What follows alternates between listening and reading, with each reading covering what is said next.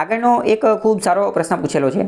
એક રીતે જોઈએ તો પ્રશ્ન તો સાવ સહેલો છે, જીકે લેવલનો પ્રશ્ન છે કે વર્લ્ડ્સ લાર્જેસ્ટ ટ્રોપિકલ પીટલેન્ડ, સૌથી મોટું પીટલેન્ડ ક્યાં આવેલું છે? સૌથી મોટું પીટલેન્ડ.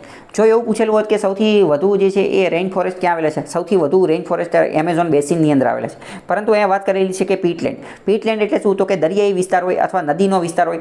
ટૂંકમાં ઇન શોર્ટ દરિયાના કચરા જેવું પાણી હોય, દરિયાનું અથવા સમુદ્રનું અથવા તો નદીનું ને એ બધાનું કચરા જેવું પાણી હોય, કાદવ કીચડવાળું પાણી હોય, કાદવ કીચડવાળું પાણી. તો આવા કાદવ કીચડવાળા પાણીની અંદર જે કાર્બન સ્ટોરેજ થયેલો હોય, કાર્બન સિક્વેન્ટ્રેસ થયેલો હોય, એને પીટલેન્ડ કહેવામાં આવે. એને પીટલેન્ડ.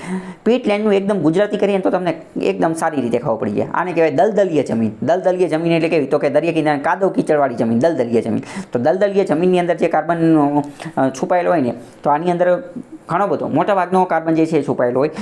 કાર્બન એમિશન જે ફોસિલ ફ્યુલમાંથી એ બધી જગ્યાએથી થતું હોય તો એ બધો જે છે અહીંયા છુપાયેલો હોય. એવું પણ માનવામાં આવે છે કે જેટલો તો રેઇન ફોરેસ્ટની અંદર, વરસાદી જંગલોની અંદર જેટલો કાર્બન નથી છુપાયેલો, જેટલો કાર્બન નથી સંગ્રહાયેલો, એની કરતાં વધુ કાર્બન સંગ્રહ જે છે એ પીટલેન્ડની અંદર થયેલો છે. તો વિશ્વનું સૌથી મોટું પીટલેન્ડ ક્યાં આવેલું છે? તો એ કોંગો બેસિનની અંદર આવેલું છે. કોંગો બેસિનની અંદર. જો એવું પૂછેલું કે રેઇન ફોરેસ્ટ, વરસાદી જંગલો સૌથી વધુ ક્યાં આવેલા છે? તો એ એમેઝોન બેસિનની અંદર. પરંતુ અહીંયા વાત કરેલી છે પીટલેન્ડની, એટલે આવશે કોંગો બેસિન. જો અહીંયા તમે પીટલેન્ડના દ્રશ્યો જે છે એ જોઈ શકો છો. મેં તમને કીધું કે દલદલીય ક્ષેત્ર અથવા તો જે ભેજવાળી જમીન ને કાદવ કીચડવાળી જમીન, ટૂંકમાં અહીંયા જે આપેલા છે, બરાબર. તો દલદલીય જમીન, થોડી ઘણી વનસ્પતિની એવું બધું જોવા મળે. અહીંયા તો જો આ તો એક્ઝેક્ટ કાદવવાળું તમને જોવા મળે છે, બરાબર. તો દલદલીય જમીન, એને પીટલેન્ડ કહેવામાં આવે. પીટલેન્ડની સૌથી વધુ ખાસિયત એ છે કે અહીંયા સૌથી વધુ કાર્બન સ્ટોર થયેલો હોય, કાર્બન અહીંયા વધુ સંગ્રહાયેલો હોય.